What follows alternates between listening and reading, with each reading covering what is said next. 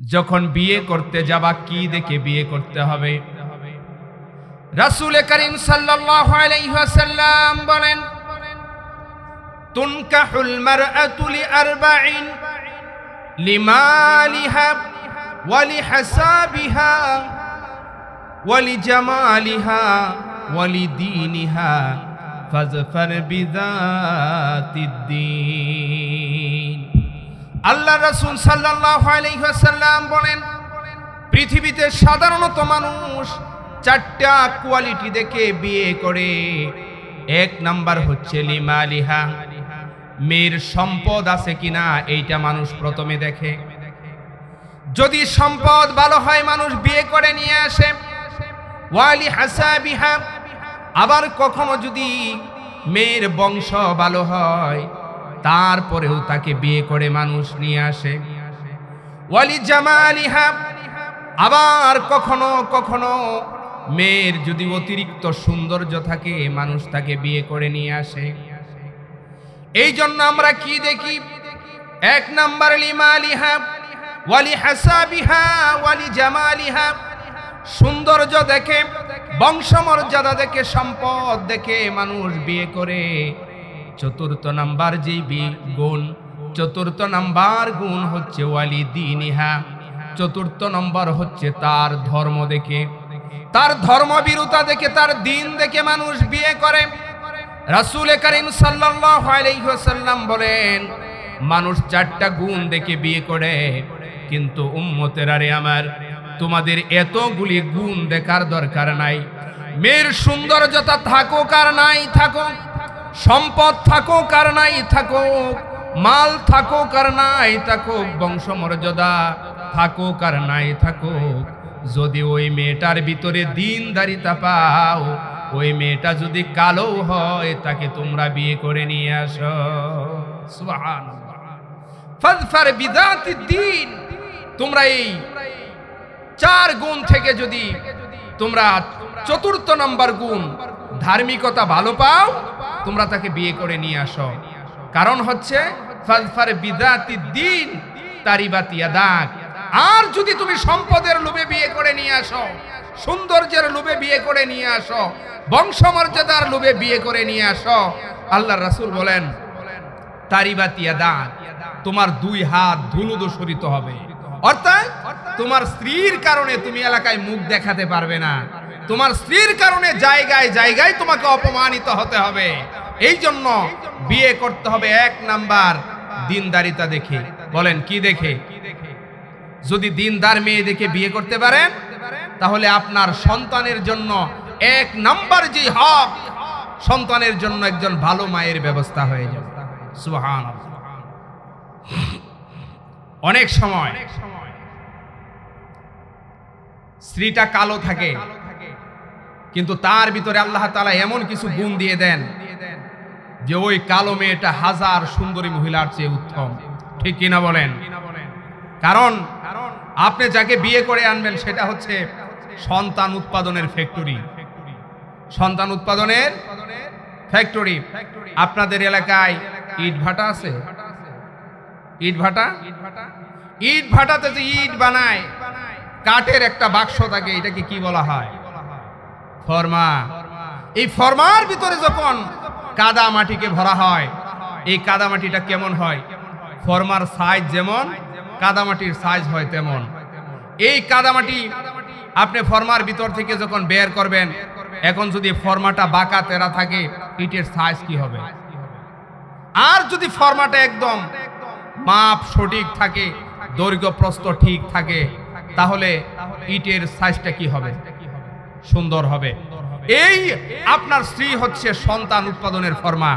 এইটার ভিতরে যদি কোরআন থাকে, এইটার ভিতরে যদি হাদিস থাকে, দিনদারিতা থাকে, ওই পেট থেকে আল্লাহ রাব্বুল আলামিন হযরতে আব্দুল কাদের জিলানী, হযরতে খাজা মাইনুদ্দিন চিশতি তাদের মতো মহা মনীষীর জন্ম দিয়ে দেন। সুবহানাল্লাহ। আর যদি ওই পেটটাতে কোরআন না থাকে, হাদিস না থাকে, দিনদারিতা না থাকে, ওর পেট থেকে মুরগি কবিরের মতো কঠিন ইসলাম বিদ্বেষীর জন্ম হয়। ঠিক কিনা বলেন? এই জন্য বিয়ে করার সময় দিনদারিতাকে প্রাধান্য দিয়ে বিয়ে করতে হবে। কারণ আমাদের চার মাযহাবের এক মাযহাবের ইমাম মালিক রাহিমাহুল্লাহ, আপনারা ওনার নাম শুনেছেন? উনি কিন্তু জগৎ বিখ্যাত শুধু আলেম ছিলেন তাই নয়, উনি ওনার যুগের সবচেয়ে বড় ইসলামী আইন শাস্ত্রবিদ ছিলেন, মুহাদ্দিস ছিলেন, বিচারক ছিলেন। ইমাম মালিক রাহিমাহুল্লাহর বাবা তিনার ছেলেকে বিয়ে করাবেন, এলাকার ভিতরে খবর লাগিয়ে দিলেন, কোথায় দিনদার মেয়ে আছে তোমরা আমারে খুঁজে দাও। সারা এলাকাতে খবর আরম্ভ হয়ে গেছে।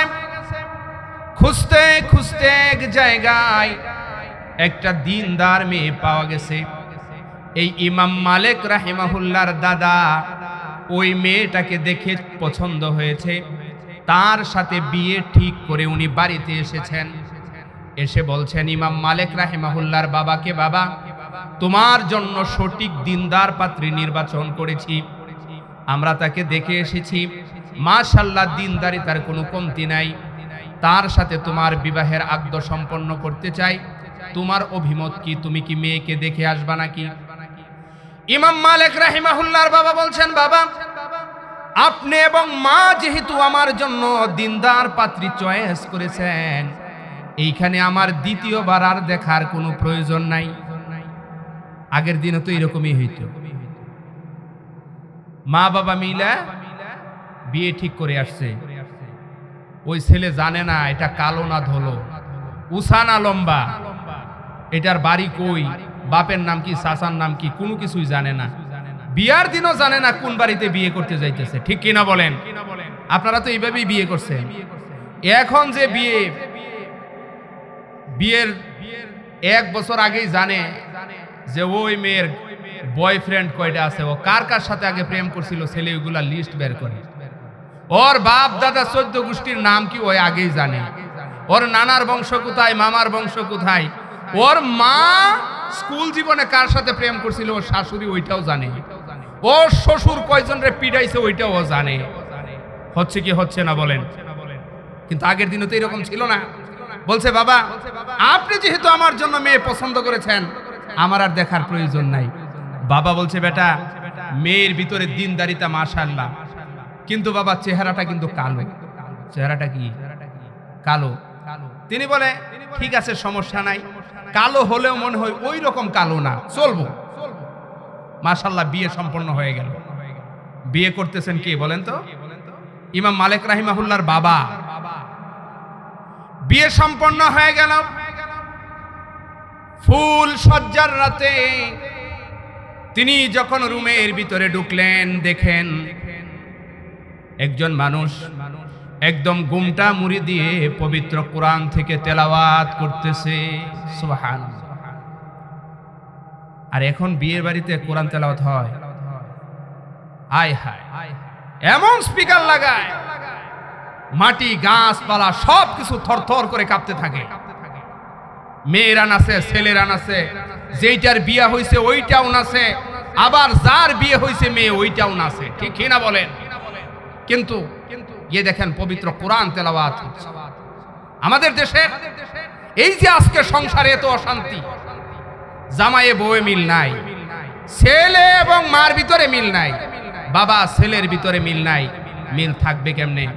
আগে তো আমার মা, আপনার মা, আপনার স্ত্রী, তারা ফজরের পরে প্রত্যেকটা ঘর থেকে কোরআনুল কারীমের আওয়াজ বেশি আসতো। আর আজকে কোরআনুল কারীমের কোনো আওয়াজ নাই, আজকে প্রত্যেকটা ঘর থেকে বের হয়ে আসে গান বাজনার শব্দ। ঠিক কিনা বলেন? এই জন্য এত অশান্তি। ইমাম মালিক রাহিমাহুল্লাহর বাবা সালাম বিনিময় করে তিনার যখন ঘুমটাটা খুললেন, ঘুমটাটা যখন খুললেন উনি দেখলেন আহারে, আমার বাবা বলেছিল চেহারাটা কালো, কিন্তু এত কালো এইটা তো আমি কখনো ধারণাও করি নাই। না না, এ হতে পারে না, আমি হচ্ছি এই এলাকার সবচেয়ে সুদর্শন যুবক, আমার স্ত্রীর চেহারা এরকম কালো হবে এটা আমি চাই না। স্ত্রী বসে আছে খাটের উপরে, উনি দূরে বসে আছে। স্ত্রী বুঝতে পারলো তার স্বামী তাকে পছন্দ করে নাই। এটা বোঝার ক্ষমতা আল্লাহ কিন্তু মহিলাদেরকে দিয়ে দিচ্ছে, ঠিক কিনা বলেন? একটা ছোট্ট মেয়ে দেখবেন তার মা মারা গেছে, বয়স মাত্র 8 কি 10, দেখবেন তার বাবার ফুল সংসার এই 8-9 বছরের একটা মেয়ে কন্ট্রোল করে ফেলে, ঠিক কিনা বলেন? আল্লাহ তাআলা আমার মাদের ভিতরে আল্লাহ তাআলা ওই ক্ষমতা দিয়ে দেয়। স্ত্রী বুঝতে পারলেন আমার স্বামী আমাকে পছন্দ করে নাই, তিনি তখন তার স্বামীকে বলতেছেন, প্রিয় স্বামী আমার,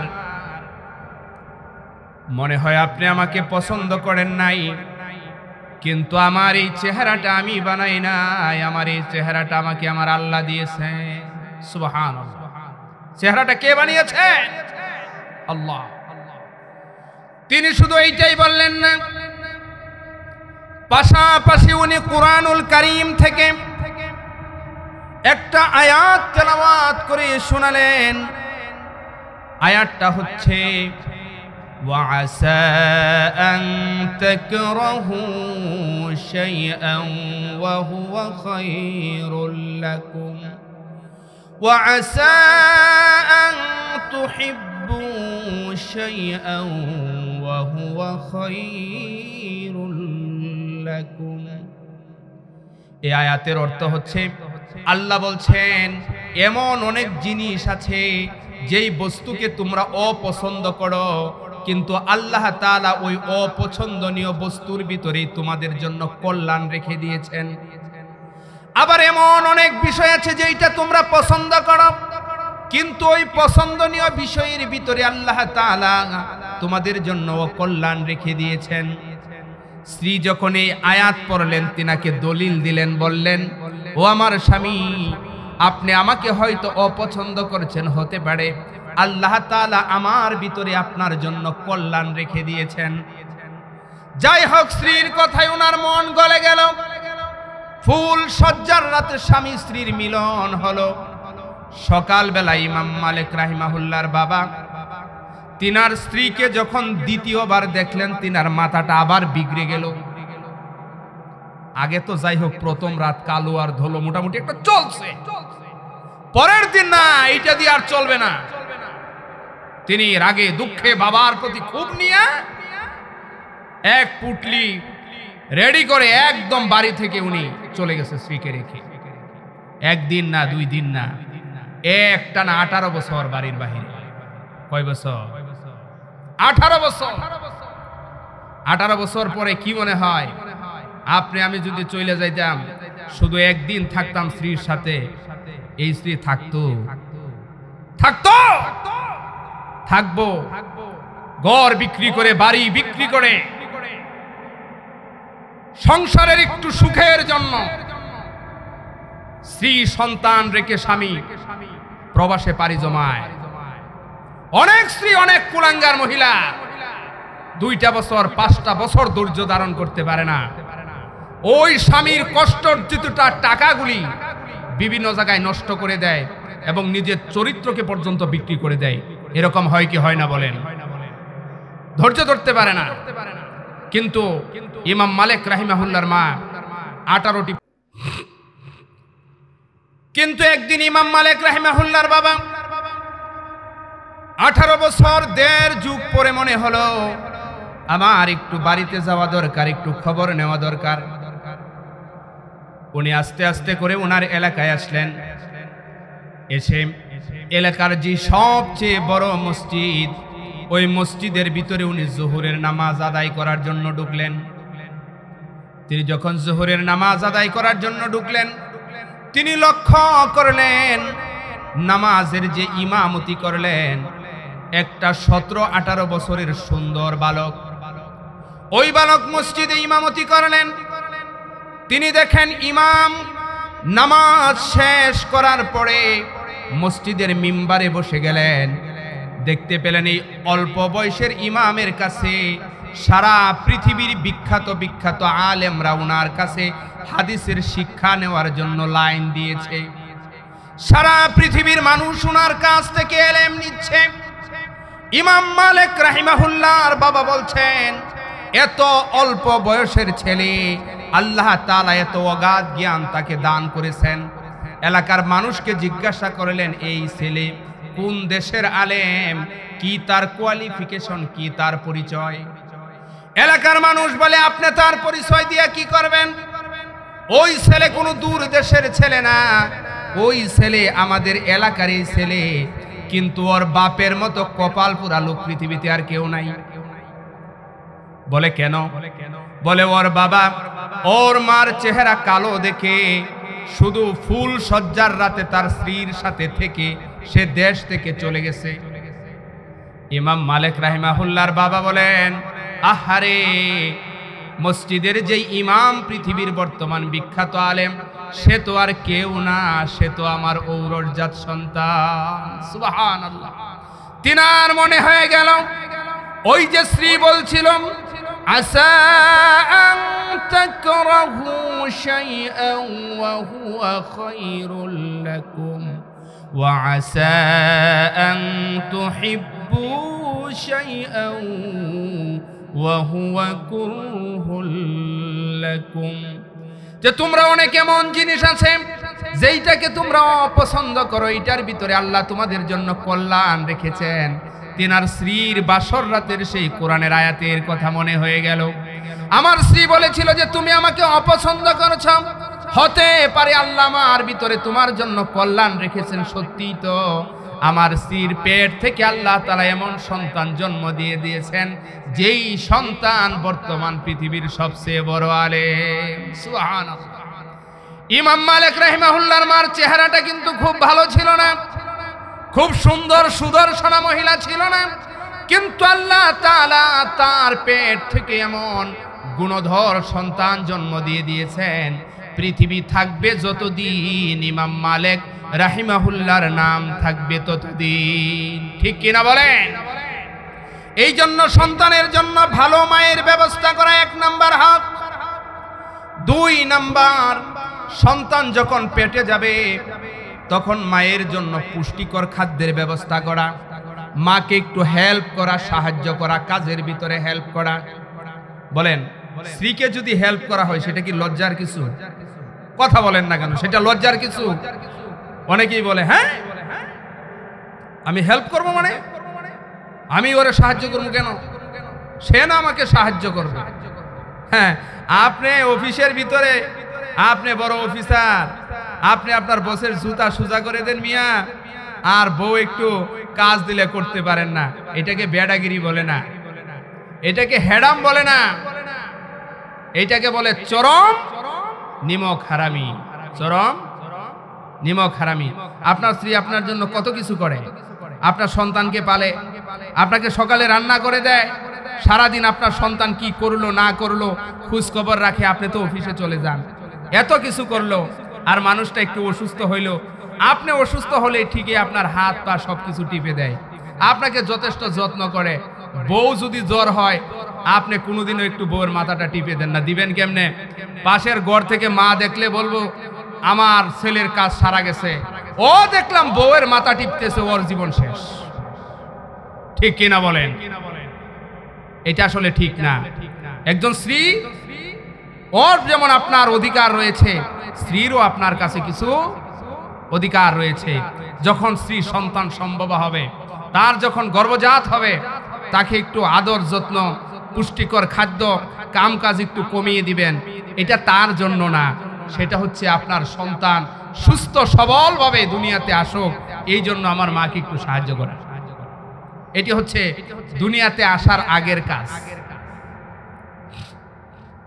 কারণ দুনিয়াতে আসার পরে, সন্তান দুনিয়াতে আসার পরে 1 নাম্বার বাবার কাছে যেই হক, সে হক হলো সন্তানের ডান কানে আজান আর বাম কানে ইকামতের ব্যবস্থা করা। কারণ সন্তান যখন দুনিয়াতে আসবে, তার জীবনের কোনো পাপ নাই, তার জীবনের কোনো গুনাহ নাই, তার হৃদয়টা পুরা একদম ক্লিন, একদম ফ্রেশ, তার ভিতরে মেমোরি কার্ড একদম খালি, ওইটার ভিতরে যা লুট দিবেন তাই নিবে। এই জন্য আল্লাহ রাসূল বলছেন, যখন সন্তান দুনিয়াতে আসবে সর্বপ্রথম কাজ হচ্ছে তার ডান কানে আযান আর বাম কানে ইকামতের ব্যবস্থা করা। আজকে দেখবেন অনেক সন্তান হসপিটালে প্রসব হয়, অ্যাম্বুলেন্সের ভিতরে প্রসব হয়, ক্লিনিকের ভিতরে প্রসব হয়। এত টাকা পয়সা খরচ করার পরেও সন্তানের ডান কানে আযান আর বাম কানে ইকামতের ব্যবস্থা হয় না। হবে কিভাবে? অনেকেই বলে আমি আমার সন্তানকে কিভাবে আযান দিব। আমি বলি আপনি বিদেশ থেকে আপনার সন্তানের জন্য টিউশন মাস্টারের ব্যবস্থা করতে পারেন, প্রাইভেট মাস্টারের ব্যবস্থা করতে পারেন, স্কুল কলেজে ভর্তি করতে পারেন। কিন্তু আপনার স্ত্রী সন্তান সম্ভবা আগে থেকে আযান দেওয়ার একজন মানুষ আপনার প্রস্তুত করে রাখার দরকার ছিল। কারণ কোন সন্তানকে জন্মের পরেই যদি আল্লাহর তাওহীদের বাণী লা ইলাহা ইল্লাল্লাহু মুহাম্মাদুর রাসূলুল্লাহ, আল্লাহর একাত্মবাদের বাণী, রাসূলের রিসালাতের বাণী যদি আপনার সন্তানের কানে আপনি ঢুকিয়ে দিতে পারেন, ওই সন্তানটা হাজার গুনাহগার হলেও ওই সন্তানটা কোনোদিন নাস্তিক হবে না। ওই সন্তান কখনো কশ্চিন কালেও ওই সন্তান নাস্তিক হবে না। কারণ সর্বপ্রথম তার কানে যখন আল্লাহর তাওহীদ রাসূলের রিসালাতের বাণীকে ঢুকিয়ে দিবেন, আল্লাহ তাআলা তাকে ঈমানের সহিত জিন্দেগি চলার তৌফিক দিয়ে দেবেন। বলেন সুবহানাল্লাহ। কারণ হাদিসে আসছে আযানা রাসূলুল্লাহ সাল্লাল্লাহু আলাইহি ওয়াসাল্লাম ফি উযনি হাসান ইবনে আলী হিনা ওয়ালাদাতুহু উম্মুহু ফাতিমাতু বিনতে মুহাম্মাদিন সাল্লাল্লাহু আলাইহি ওয়াসাল্লাম, যখন আল্লাহর রাসূলের নাতি আলীর সন্তান হাসান অথবা হুসাইন দুনিয়াতে জন্মগ্রহণ করলেন, তখন আল্লাহর রাসূল নিজের মুখ দিয়ে হাসান এবং হুসাইনের দুই কানের ভিতরে আযান আর ইকামত দিয়ে দিয়েছেন। সুবহানাল্লাহ। আযান ছেলে সন্তান হলেও দিতে হবে, মেয়ে সন্তান হলেও দিতে হবে। অনেকেই মনে করে শুধু ছেলে হলে দিতে হয়, মেয়ে হলে মনে হয় আযান দেওয়ার দরকার নেই। না না, ছেলে হলেও দিতে হবে, মেয়ে হলেও দিতে হবে। এইটা সন্তান আপনার কাছে পাওনা। আপনি যদি সন্তানের এই হক আদায় না করেন, এইটার জন্য কিন্তু পরকালের ময়দানে আল্লাহর দরবারে আপনাকে জবাবদিহি করতে হবে। কারণ আল্লাহ রাব্বুল আলামিন তার রাসূলের মাধ্যমে আমাদেরকে জানিয়ে দিয়েছেন, আল্লাহর রাসূল বলেন, আলা কুল্লুকুম রাঈন, ও দুনিয়ার মানুষ তোমরা কিন্তু প্রত্যেকেই দায়িত্ববান, ওয়া কুল্লুকুম মাসউলুন আন রাইয়াতিহি, আর তোমরা প্রত্যেকেই তোমাদের প্রত্যেকের দায়িত্ব সম্পর্কে পরকালে জিজ্ঞাসিত হবে। ফাররাজুলু রাঈন আলা আহলি বাইতিহি, সুতরাং প্রত্যেকটা পুরুষ মানুষ তার পরিবার পরিজনের জন্য দায়িত্বশীল। ওই পুরুষ মানুষটা আল্লাহ রাব্বুল আলামিন ওই পুরুষ মানুষটাকে পরকালের ময়দানে তার দায়িত্ব সম্পর্কে জিজ্ঞাসা করবেন যে তুমি কি তোমার দায়িত্ব সঠিকভাবে আদায় করেছো কিনা। ফাল মাসউলু আন রাইয়াতিহি, ওই পুরুষ মানুষটা তার দায়িত্ব সম্পর্কে জিজ্ঞাসিত হবে। ওয়াল মারআতু রাইয়াতুন আলা আহলি বাইতি যাওজিহা ওয়া ওয়ালাদিহি, এবং প্রত্যেকটা মহিলা তার স্বামীর সংসার এবং সন্তান সন্ততির ব্যাপারে দায়িত্বশীল। ওই মহিলা কি তার দায়িত্ব সঠিকভাবে আদায় করলো কিনা সেই সম্পর্কে হাসরের ময়দানে জিজ্ঞাসা করা হবে। আল্লাহর রাসূল শেষে সতর্ক করে বলেন, আলা তোমরা সাবধান হয়ে যাও, ফালা কুল্লুকুম রাঈন, তোমরা প্রত্যেকেই দায়িত্বশীল, ওয়া কুল্লুকুম মাসউলুন আন রাইয়াতিহি, আর তোমরা প্রত্যেকেই তোমাদের দায়িত্ব সম্পর্কে পরকালের ময়দানে জিজ্ঞাসিত হবে। আপনি বাবা, সন্তানের কানে আযান দেওয়ানোর দায়িত্ব আপনার, আপনি এই দায়িত্ব সঠিকভাবে পালন করলেন কিনা এইটা সম্পর্কে পরকালের ময়দানে আপনাকে জিজ্ঞাসা করা হবে। 3 নাম্বার যেই দায়িত্ব সেইটা হচ্ছে সন্তানের তাহনিক করানো। এইখানে অনেকেই আছে তাহনিক কি জিনিস বুঝেই না, যে হুজুর তাহনিক কি। তাহনিক হলো কোন সন্তান জন্ম গ্রহণ করার পরে এলাকার কোনো বড় আলেম উলামা অথবা পীর বুজুর্গের মাধ্যমে একটু খেজুর নিয়ে যাওয়া, যে হুজুর এই খেজুরটাকে একটু চিবিয়ে দেন, এই খেজুরটাকে একটু নরম করে দেন। ওই মিষ্টি জাতীয় কোনো বস্তু কোনো হক্কানি রব্বানি আলেম উলামা পীর মাশায়েখের কাছ থেকে একটু চিবিয়ে নেওয়া, যেন তার লালাটা ওই মিষ্টি বস্তুর ভিতরে লাগে। এরপরে ওই মিষ্টি জাতীয় বস্তুটা খেজুরটা সর্বপ্রথম সন্তানের মুখের ভিতরে দেওয়া, এটার নাম হচ্ছে তাহনিক। কিন্তু আমাদের দেশে তাহনিক নাই, সন্তান হইছে, সর্বপ্রথম দাদা সুমা দিয়ে দিছে, মুখের ভিতরে আকিস বিড়ির গন্ধ আছে না নাই বলেন? যেটা একটা সুমা দিয়ে দিছে ও হচ্ছে এলাকার নাম করা গাঞ্জাখোর, মাত্র গাঞ্জা খায় আসছে, দুনিয়াতে বাতিজা হবে, বাতিজা হওয়ার আনন্দে আগে 2 কলকি খাইতো, আজকে 5 কলকি মারছে। ওই সর্বপ্রথম সুমা দিয়ে দিছে, মানে ও গাঞ্জা দিয়া তাহনিক করাইছে, দাদাই করাইছে বিড়ি দিয়া তাহনিক। আর এক খালু আসছে, ওইছে বাবাখোর, ওর মুখের ভিতরে বাবার গ্রান, ও বাবা দিয়া তাহনিক করাইছে। ঠিক কিনা বলেন? আল্লাহ রাসূল সাল্লাল্লাহু আলাইহি ওয়াসাল্লাম হযরত আবু মুসা আশআরী রাদিয়াল্লাহু তাআলা আনহু থেকে হাদিস বর্ণিত, তিনি বলেন, আমার এক সন্তান জন্মগ্রহণ করলো, আমি রাসূলুল্লাহ সাল্লাল্লাহু আলাইহি ওয়াসাল্লামের কাছে আমার সন্তানকে নিয়ে গেলাম। তখন আল্লাহ রাসূল সাল্লাল্লাহু আলাইহি ওয়াসাল্লাম ফাসাম্মাহু ইব্রাহিম, আল্লাহর রাসূল আমার সন্তানের নাম রাখলেন ইব্রাহিম। ফাহান্নাকাহু বিতামারাতিন, এরপরে আল্লাহর রাসূল একটা খেজুর চিবিয়ে ওই ইব্রাহিমের মুখের ভিতরে দিয়ে তাহনিক করালেন, এরপরে আমার কুলে তুলে দিলেন। তাহলে সন্তান জন্মের পরে দ্বিতীয় নাম্বার দায়িত্ব হচ্ছে একজন পীর বুজুর্গ ভালো মানুষের মাধ্যমে আপনার সন্তানের তাহকিক করাবেন, তাহনিক করাবেন। 3 নাম্বার দায়িত্ব হচ্ছে সন্তানের একটা সুন্দর নাম রাখা। কি নাম রাখা বলেন? সুন্দর নাম রাখা। 7 দিন যখন হয়, 7 দিন তো যাইতেই পারে না, 7 দিনের আগে থেকে নাম রাখা আরম্ভ হয়ে গেছে। ঠিক কিনা বলেন? নাম কে রাখছে? চাচা রাখছে এক নাম,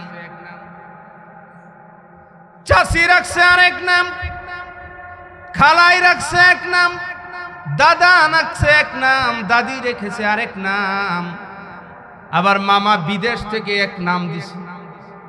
বাচ্চা কয়টা? নাম আসছে 10 থেকে 12টা। এরপরে সব নামগুলো মিলাই একটা খিচুড়ি নাম রেখে দেয়। এরকম নাম দেশে আছে না নাই?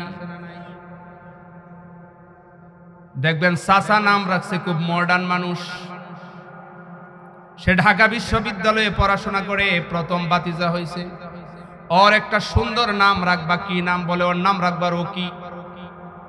নাম কি? রকি। ওর বাবা বলতেছে না এটা সুন্দর নাম, আরো ডিজিটাল নাম লাগবে। কি নাম? রকি হবে না, ওর নাম টনি। কি নাম? ওর মামা বলে না না না, রকি টনি ওই নাম দুনিয়াতে আছে, এই নাম চলবে না। করে ওর নাম কি? ওর নাম হচ্ছে পটল। কি নাম? তরকারির নাম পটল। নামের অনেক মানুষের সাথে আমার সাক্ষাৎ হয়েছে। নাম কি? পটল। আরেকজনে বলে না ওর নাম আকাশ, আরেকজনে বলে না না ওর নাম বাতাস, আরেকজনে বলে ওর নাম স্ট্যান্ড গান, আরেকজনে বলে মেশিন গান। এইগুলা কোনো নাম? একটা নামও ভালো হয় নাই। আল্লাহর রাসূলের কাছে যদি কোনো ব্যক্তিকে নিয়ে যাওয়া হতো, এরপরে তার নামটা যদি খারাপ হতো, রাসূল করিম সাল্লাল্লাহু আলাইহি ওয়াসাল্লাম তৎক্ষণাৎ তার নামটাকে পরিবর্তন করে দিতেন। তিনি তৎক্ষণাৎ নামটাকে পরিবর্তন করে দিতেন। আবার আমাদের দেশে অনেকে নাম রাখে, কোনো আলেম উলামার কাছে যায় না, হুজুর কোরআন দেখে নাম রেখে দিছি। কি দেখে? কোরআন দেখে। এটি আমাদের দেশের কিছু, এই যে কোরআন শরীফ পড়তে পারে মহিলা, ওইরকম আছে না, কোরআনে কারিমের নাম আছে রেখে দিছি। বলেন তো ভাই সাহেব, সূরা লাহাবের ভিতরে আবু লাহাবের নাম আছে না? এই জন্য কি কোনো ছেলের নাম আবু লাহাব রাখা যাইব? ফেরাউনের নাম আছে না নাই? ফেরাউনের নাম রাখা যাবে? হামানের নাম আছে না নাই? কারুনের নাম আছে না নাই? আছে। বলে কোরআন দেখে নাম রাখছি। এক ছেলে আসছে মাদ্রাসায় ভর্তি হওয়ার জন্য। আলহামদুলিল্লাহ আমাদের দুইটা মাদ্রাসা, একটা ছেলে মাদ্রাসা, মেয়ে মাদ্রাসা। আল্লাহ তাআলা আমি ক্ষুদ্র মানুষকে দায়িত্ব দিয়ে রেখেছেন। কত ছাত্র আসে, ছাত্রী আসে, অনেক ধরনের নাম শোনার সৌভাগ্য হয়। এক ছেলে আসছে, নাম কি? বলে ছেলের নাম তুকাজ জীবান। নাম কি? তুকাজ জীবান। কোরআনুল কারিমে আছে না নাই? সূরাতুর রহমানের ভিতরে আছে না? فبأي آلاء ربكما تكذبان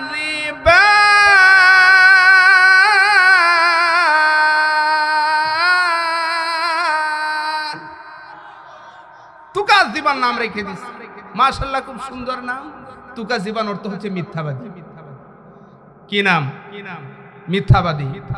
ওর নামেই রাখছে তুকাজ জীবান, মিথ্যাবাদী। ওই জীবনে সত্য কথা বলবে? ওর তো গুড়াই নষ্ট করে দিচ্ছে। শুধু কোরআনে থাকলেই নাম রাখা যায় না। দেশের আলেম উলামাদের সাথে বুদ্ধি করে জেনে শুনে একটা সুন্দর ইসলামিক নাম রাখা। কারণ রাসূল করিম সাল্লাল্লাহু আলাইহি সাল্লাম বলছেন, ইন্না আহাব্বা আসমাইকুম ইলাল্লাহি আব্দুল্লাহি ওয়া আব্দুর রহমান। আব্দুল্লাহি ওয়া আব্দুর রহমান, আল্লাহ তাআলার কাছে সবচেয়ে পছন্দনীয় নাম হলো আব্দুল্লাহ এবং আব্দুর রহমান। কি নাম? আব্দুল্লাহ এবং আব্দুর রহমান। বলে আর এই সব নাম এখন আর চলে না, এখন ডিজিটাল যুগ চলে। না না, দিন যতই যাক আল্লাহ তাআলার কাছে এই দুইটা নাম সবচেয়ে প্রিয়। এরপরে হচ্ছে সন্তানের সুশিক্ষার ব্যবস্থা করা। আরো অনেক অধিকার আছে, এর মধ্যে থেকে গুরুত্বপূর্ণ একটা ইম্পর্টেন্ট যেই পাওনা,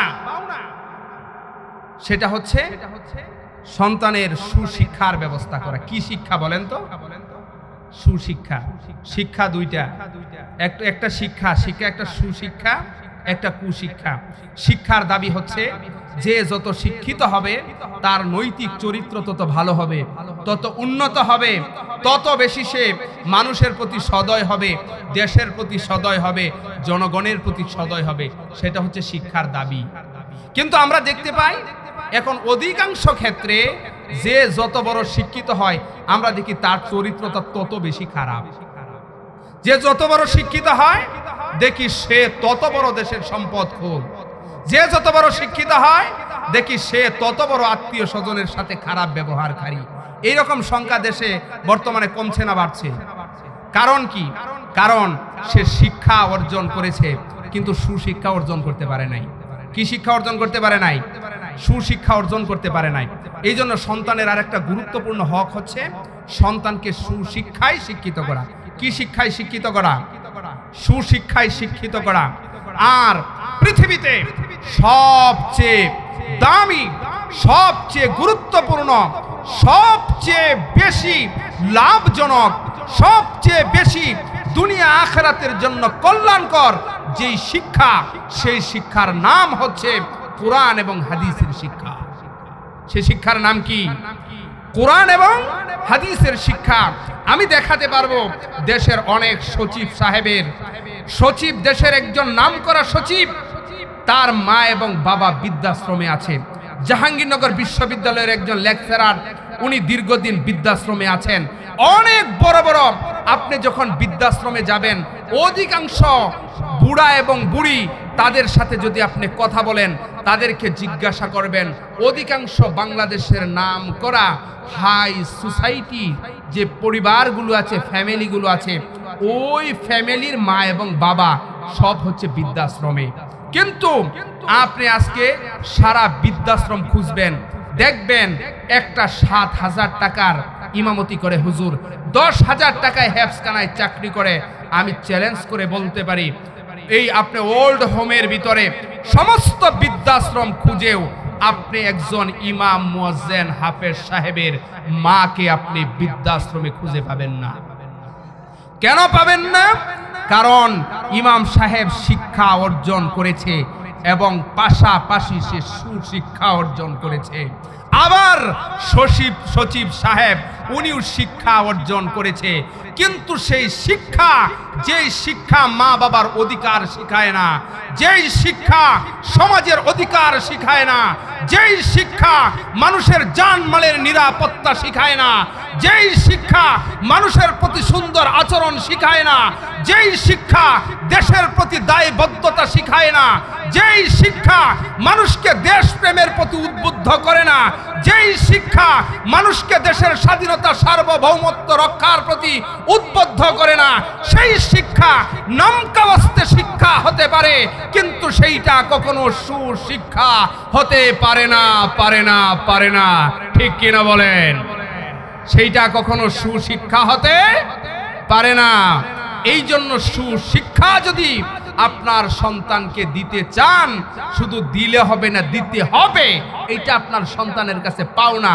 সন্তানকে যদি আপনি সুশিক্ষা না দেন, ওই সন্তানকে সুশিক্ষা না দেওয়ার অপরাধে হাসরের ময়দানে সন্তান আপনার বিরুদ্ধে আল্লাহর দরবারে মামলা দায়ের করবে, এবং সেই মামলায় আপনি দেশের টাকা দিয়া, উকিল দিয়া মামলা থেকে খালাস পাওয়া যায়। পাওয়া যায় কি যায় না? আমাদের দেশের মামলার কোনো সিস্টেম আছে? আমাদের দেশের যে বিচার বিভাগ, আপনার কি মনে হয়? দেখবেন যত বিএনপির লোক গত 17 বছরে জেলে গেছে, সব খালাস। সব কি খালাস? তাহলে কি বোঝা গেল? যেই জজ সাহেব আগে তাদের বিপক্ষে রায় দিছে, আজকে সেই জজ সাহেব তাদের পক্ষে রায় দেয়। বুঝলেন কি? দেশের বিচার কি সঠিক আছে? দেশের বিচার সঠিক আছে? আবার আজকে যাদেরকে জেলখানায় বন্দী করা হচ্ছে, যদি কখনো ক্ষমতার পালাবদল হয়, আজকে যারা দোষী দেখবেন ওই দিন তাদেরকে ফুলের মালা দিয়ে জেলখানা থেকে বের করা হচ্ছে। আবার ওই বিচারকেই তার জামিনের ব্যবস্থা করে দেবে। আল্লাহর বিচার কি এইরকম মনে হয়? উনি কোনো ঘুষ নেন? ঘুষের দরকার আছে? আল্লাহ বলছেন আলাইসাল্লাহু বিআহকামিল হাকিমিন, আমি আল্লাহ কি বিচারকদেরও বিচারক নই? বলেন অবশ্যই।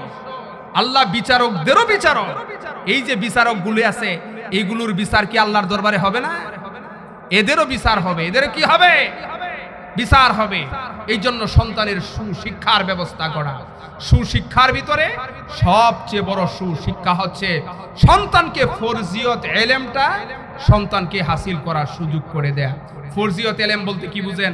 বাচ্চা যেন কোরআন পড়তে পারে, নামাজ পড়তে পারে, রোজা রাখতে পারে, ওযু কেমনে করে, নামাজ কেমনে পড়ে, রোজা কেমনে রাখে, জানাজা কেমনে পড়তে হয়, মা বাবার জন্য দোয়া কেমনে করতে হয়, সকল কিছু শিখার জন্য একটা বাচ্চা সাধারণত মাদ্রাসায় ক্লাস 3 থেকে 5 পর্যন্ত পড়লেই তার ফরজিয়ত জ্ঞান হাসিল হয়ে যায়। এতটুকু হাসিল হওয়ার পরে আপনি তাকে স্কুলে পড়ান, আপনি তাকে আলিয়া মাদ্রাসাতে পড়ান, আপনি তাকে ডাক্তার বানান, আপনি তাকে ইঞ্জিনিয়ার বানান, আপনি তাকে রাজনীতিবিদ বানান, আপনি তাকে দেশ সেরা চিকিৎসক বানান, আপনি তাকে প্রকৌশলী বানান, কোনো আপত্তি নাই। কিন্তু ইসলামের দাবি হচ্ছে সর্বপ্রথম আপনি তাকে ইসলামের যেই জ্ঞান অর্জনকে ফরজ করেছে ততটুকু আপনার সন্তানকে আপনি অর্জন করাতে হবে। ঠিক কিনা বলেন? যদি অর্জন না করান, আল্লাহর দরবারে আপনাকে জবাবদিহিতা করতে হবে। এই জন্য এই যে আজকের এই মাদ্রাসা, আবেদ আলী মাদ্রাসা, আপনারা বাচ্চাদের কনভারসেশন গুলো আপনারা লক্ষ্য করেছেন, আপনাদের ভালো লাগে নাই? ভালো লেগেছে? কি সুন্দর জানাজার নামাজ কিভাবে পড়তে হয়, জুমার খুতবা কেমনে দিতে হয়। আমি দেখেছি, আমি নিজের চোখে দেখেছি এক সচিব, ওনার মা বৃদ্ধাশ্রমে মারা গেছে। বৃদ্ধাশ্রম থেকে ফোন দিয়েছে, উনি বলছে কি জানেন, যে আমি আর আজকে অফিসে কাজের চাপ খুব বেশি, আমার দ্বারা আসা সম্ভব না, তোমরা নিজেরা দাফন করে দেও, টাকা যা লাগে আমি দিতেছি। মার জানাজায় যাওয়ার সুযোগও হয় নাই। কিন্তু কোন আলেম উলামা নিজের মা বাবার জানাজা তো পড়ে। দেখবেন এলাকায় কোনো মানুষ যদি মারা যায়, সর্বপ্রথম কে যায় বলেন তো? ইমাম সাহেব, মুয়াজ্জিন সাহেব। আরে মিয়া, আপনারা তো যখন বিয়ে হয়, বিয়েতে দাওয়াত দেন কাদেরকে? আগে এলাকার বড় বড় নেতা, এলাকার খেতা, এলাকার অমুক, এলাকার তমুক। ওরে যদি বিয়ার দাওয়াত না দেই তাহলে হয় না। সবার আগে বিয়ের দাওয়াত দিবেন। আবার দেখবেন আপনি যখন মারা গেছে বাড়িতে কেউ, সবার আগে কারা যায়? গরিবরা যায়। কারা যায়? গরিবরা যায়। বিয়ের দাওয়াত গুলি দেন বড় লোকদেরকে, কিন্তু আপনার বিপদের দিন দেখবেন সবার আগে বড় লোকরা যায় না, সবার আগে গরিবরা যায়। তাহলে দাওয়াত গুলি আগে গরিবদেরকে দিবেন। কাদেরকে দিবেন? গরিবদেরকে দিবেন। আপনি দেখবেন আপনার সিজারে বাচ্চা হবে, আপনি সারা এলাকায় খুঁজলেন, এক ব্যাগ রক্ত পাওয়া যায় না। আবার আপনি 700 কার্ড বিলি করছেন, আকিকা অনুষ্ঠান দাওয়াত করছেন 700, লোক হয়েছে 1400, কিন্তু এক ব্যাগ রক্ত খুঁজেন সারা এলাকায় পাবেন না। মিয়া কারে বিশ্বাস করবে? এই জন্য সন্তানকে ফরজিয়ত জ্ঞান অর্জনের সুযোগ করে দেয়, এটা প্রত্যেকটা সন্তানের মা বাবার কাছে পাওনা। এই জ্ঞান যদি অর্জন করান, ওই সন্তান আপনার মৃত্যুর পরে কবরের পাশে দাঁড়িয়ে 2 চোখের পানি ছেড়ে যখন দোয়া করবে, 2 চোখের পানি ছেড়ে যখন সন্তান দোয়া করবে, রব্বিরহামহুমা কামা রব্বায়ানি সগীরা, রব্বিরহামহুমা কামা রব্বায়ানি সগীরা। সন্তান যখন কবরের পাশে দাঁড়িয়ে 2 চোখের পানি ছেড়ে আপনার জন্য 2টা হাত আল্লাহর দরবারে তুলে দিবে, আল্লাহর রাসূল বলেছেন, সালাসু দাওয়াতিন মুস্তাজাবাতুন লা শাক্কা ফিহিন্না। দুনিয়াতে 3টা দোয়া আছে, এই 3টা দোয়াকে আল্লাহ রাব্বুল আলামিন কখনো ফিরত দেন না। এর মধ্য থেকে একটা দোয়া হলো মা বাবার জন্য সন্তানের দোয়া। সন্তান যখন 2 চোখের পানি ছেড়ে আল্লাহকে একটা ডাক দিবে, আল্লাহ, ও আল্লাহ, দুনিয়াতে থাকতে ওই বাবা আমার নিজে না খেয়ে আমার মুখে আল্লাহ লুকমা তুলে দিয়েছিল। আল্লাহ, বাবা সিরা লুঙ্গি পরে আমাকে ভালো কাপড় পরিয়েছিল। ওই বাবা আমার 1 জোড়া জুতা পায়ে দিয়ে 10টি বছর কাটিয়েছে। যেই মা আমার আল্লাহ শীতের রাত্রে সমস্ত পেশাবের ভিতরে থেকে আমাকে পেটের উপরে নিয়ে নিছে। সন্তান যখন আল্লাহর কাছে বলবে, আল্লাহ, মা বাবা শুধু দোয়া করতো আমার এই সন্তানটা দুনিয়াতে কেমনে চলবে, দুনিয়াতে কেমন করে সে থাকবে, মৃত্যুর আগে আমার বাবাকে ভালো চিকিৎসা করাইতে পারি নাই আল্লাহ, আমার হাতে অর্থ ছিল না, মা ভালো কিছু খাওয়াইতে চাইছিল, খেতে চেয়েছিল, আল্লাহ আমি খাওয়াইতে পারি নাই।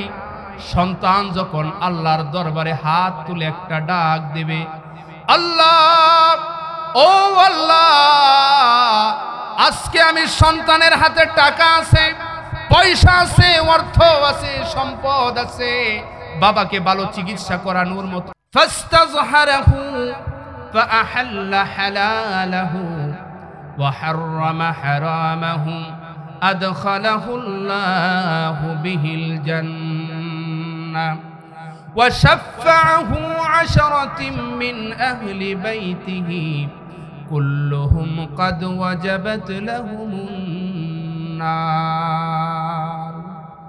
রাসূল করিম সাল্লাল্লাহু আলাইহি ওয়াসাল্লাম বলেন, যেই মানুষটা কোরআন শিখলো এবং কোরআন শিখালো, ফাস্তাযহারাহু, এবং কোরআনের বাণী অন্যের নিকট পৌঁছে দিল, অর্থাৎ যে কোরআন শিখলো এরপরে কোরআনের বাণী অন্যের নিকট পৌঁছে দিল, ফাআহাল্লা হালালাহু, কোরআনের হালালকে হালাল মানলো, ওয়া হাররামা হারামাহু, কোরআনের হারামকে হারাম মানলো, আদখালাহুল্লাহু বিহিল জান্নাহ, ওই ব্যক্তিটার মৃত্যুর পরে হাসরের ময়দানে আল্লাহ কোরআনের ওই শিক্ষার্থীটাকে মাফ করে দিবে।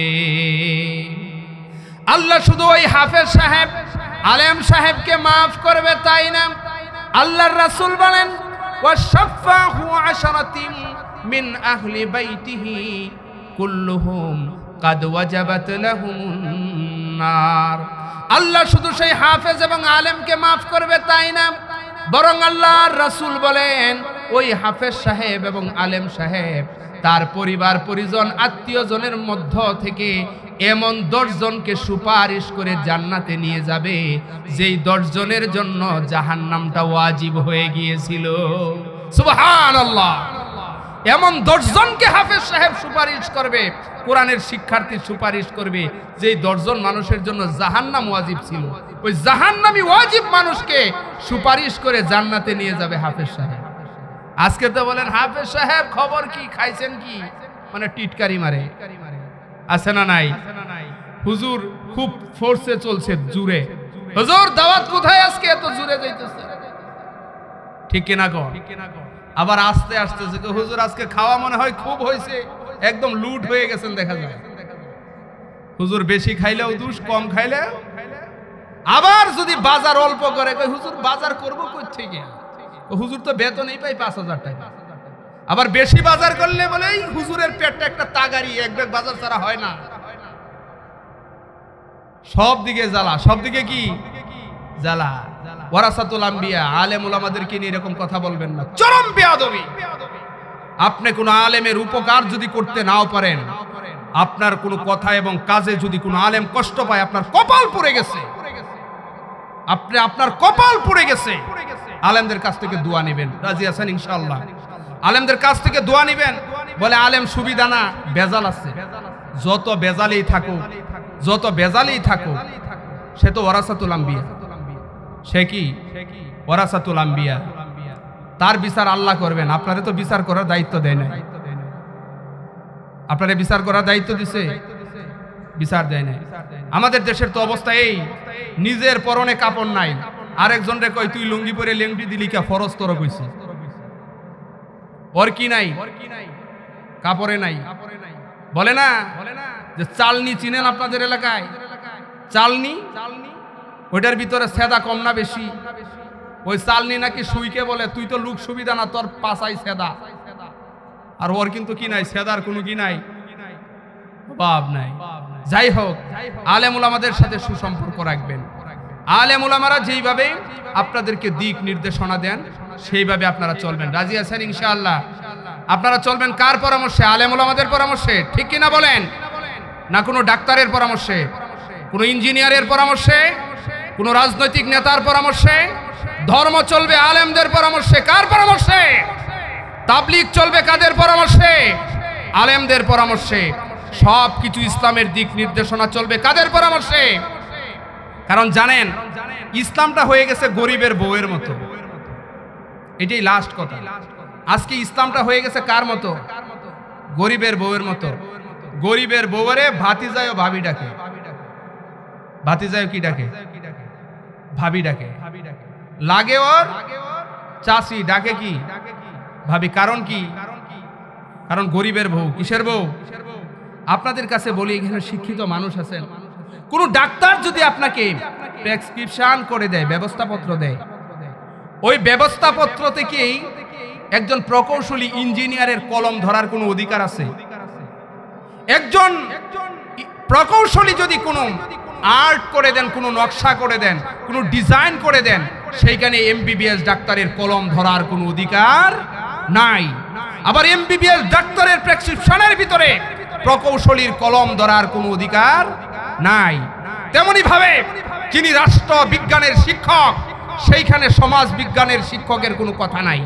সমাজ বিজ্ঞানের যিনি প্রভাষক, সেইখানে ইসলামিক হিস্টোরি অ্যান্ড কালচারের যিনি লেকচারার, সে কথা বলতে পারে না। প্রত্যেকের সাবজেক্ট আলাদা, প্রত্যেকের সাবজেক্ট আলাদা। কিন্তু আজকে ইসলামটা যেন সেই গরিবের বউয়ের মতো হয়ে গেছে। উনি ইঞ্জিনিয়ার সাহেব, উনি বলে যে কোরআনের হাদিসের জ্ঞান আমাদের কাছে কম নাই, অনেক আছে। উনি ইঞ্জিনিয়ার, উনি ফতোয়া দেওয়া শুরু করছে। উনি ডাক্তার ফতোয়া দেওয়া শুরু করছে, উনি রাজনীতিবিদ ফতোয়া দেওয়া শুরু করছে, মানে ইসলামটাকে উনি গরিবের বউ বানিয়ে ফেলেছে। তাহলে একমাত্র যদি ফতোয়া এত দিতেই মন চায়, তাহলে আসো 14 বছর মাদ্রাসায় পড়াশোনা করো, সনদ নেও, কোরআন হাদিসের জ্ঞান নেও, এরপরে যদি ফতোয়া দেওয়ার শখ থাকে তুমি ফতোয়া দেও। এর আগে ইসলাম নিয়ে ফতোয়া দেওয়ার অধিকার কোনো ডাক্তারকে দেওয়া হয় নাই, কোনো ইঞ্জিনিয়ারকে দেওয়া হয় নাই, কোনো প্রকৌশলীকে দেওয়া হয় নাই। ইসলামের ফতোয়া দেওয়ার অধিকার একমাত্র আল্লাহ এবং তার রাসূল আলেম ওলামাদেরকে দিয়েছেন। ঠিক কিনা বলেন? আল্লাহ রাব্বুল আলামিন আপনাকে, আমাকে, সবাইকে এই অল্প পরিসরে যে কথাগুলি বললাম তার উপর আমাদেরকে আমল করার তৌফিক দান করুন। সকলে বলুন আমিন। ওয়া আখিরু দাওয়ানা আলহামদুলিল্লাহি রাব্বিল আলামিন। আসসালামু আলাইকুম ওয়া রাহমাতুল্লাহি ওয়া বারাকাতুহু।